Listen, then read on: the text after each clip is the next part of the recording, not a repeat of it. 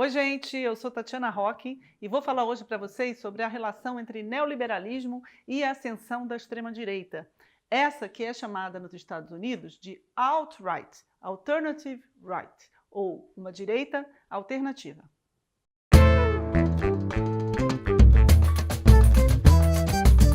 Essa direita, ela surgiu de um movimento muito organizado por alguns intelectuais que já atuam no movimento neoliberal nos Estados Unidos há muito tempo.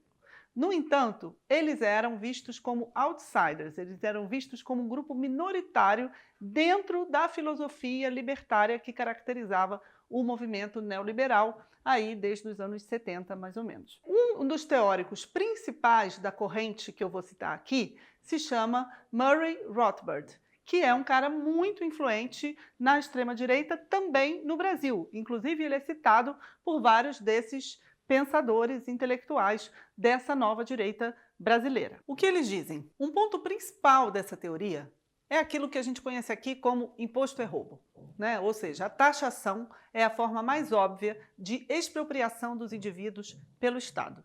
Inclusive, eles se inspiram na teoria de um sulista racista do século XIX chamado Calum, que dizia o seguinte, que só existe uma distinção de classe possível entre aqueles que produzem os impostos e aqueles que consomem os impostos que os outros produzem.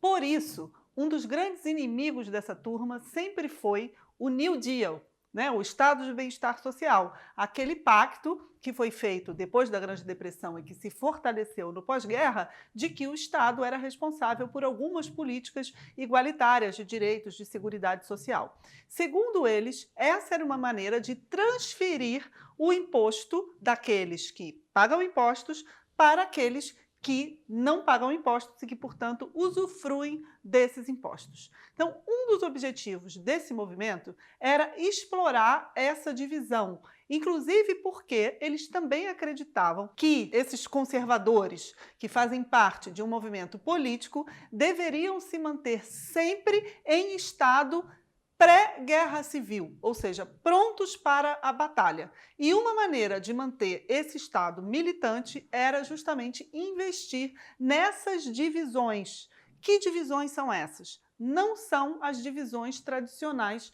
de classe, como o campo da esquerda pensa entre ricos e pobres, entre trabalhadores e proprietários dos meios de produção. Não. Eles investem, então, numa divisão entre aqueles que têm alguma proteção do Estado e aqueles que se sentem desguarnecidos. Por isso, é um movimento que aposta muito no sentimento de ofensa, daqueles que se sentem lesados, de ressentimento. E uma coisa muito surpreendente é que esse sentimento cria uma divisão dentro dessa camada dos mais pobres. Nos anos 80, foi a época áurea das políticas neoliberais com os governos de Reagan e Thatcher. E, nesse momento, houve, então, um declínio das políticas do Estado de Bem-Estar Social, mas, para alguns grupos específicos, como os muito pobres, ou, no caso dos Estados Unidos, os negros, porque eles eram muito empoderados pelo movimento dos direitos civis, então não era muito fácil acabar com esses direitos. Portanto, eles foram mantidos para alguns grupos específicos, ou seja, a gente estava numa época de destruição do Estado de Bem-Estar Social, mas para alguns grupos específicos essas políticas de seguridade se mantinham. Esse foi o foco do movimento conservador anarcocapitalista de cunho paleoconservador, como é o caso desses que eu estou falando aqui. Eles diziam o quê? Que o neoliberalismo, esse de Reagan, tinha um lado ainda progressista demais, porque dava alguma segurança social para aqueles que não produziam impostos e que isso afetava a liberdade que era desejada na sociedade, nos comportamentos, nas relações, como a gente sabe que esse grupo defende. Portanto, eles incentivaram um antagonismo, uma divisão, uma cisânia entre essas classes empobrecidas, jogando aqueles trabalhadores que estavam perdendo direitos e que antes eram securizados pelo Estado de Bem-Estar Social contra os outros considerados ainda mais oprimidos e mais pobres, mas que mantinham algumas políticas sociais a seu favor, em particular os direitos civis.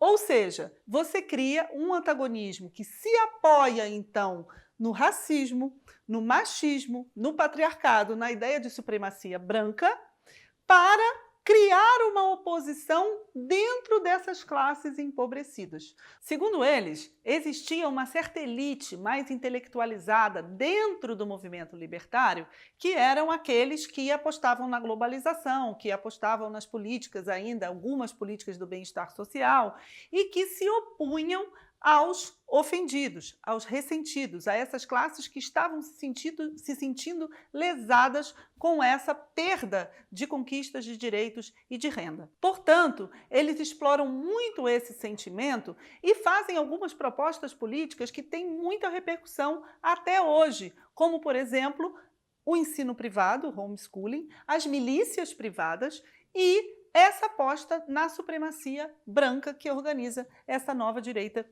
nos Estados Unidos. Esse sujeito é totalmente diferente daquele sujeito empresarial que calcula, que quer otimizar o investimento. É um outro sujeito. É esse que a filósofa Wendy Brown chama de Frankenstein. Ou seja, o que é isso? Seria esse casamento entre um neoliberalismo que se propunha progressista, agora com um conservadorismo radical, mas de tipo revolucionário, no sentido em que ele mobiliza uma parcela da população. E segundo a Wendy Brown, ela diz o seguinte, para caracterizar esse Frankenstein, ela diz o seguinte: observem a criatura ofendida e reativa, moldada pela razão neoliberal e seus efeitos, que abraça a liberdade sem contrato social, a autoridade sem legitimidade democrática e a vingança sem valores e sem futuro.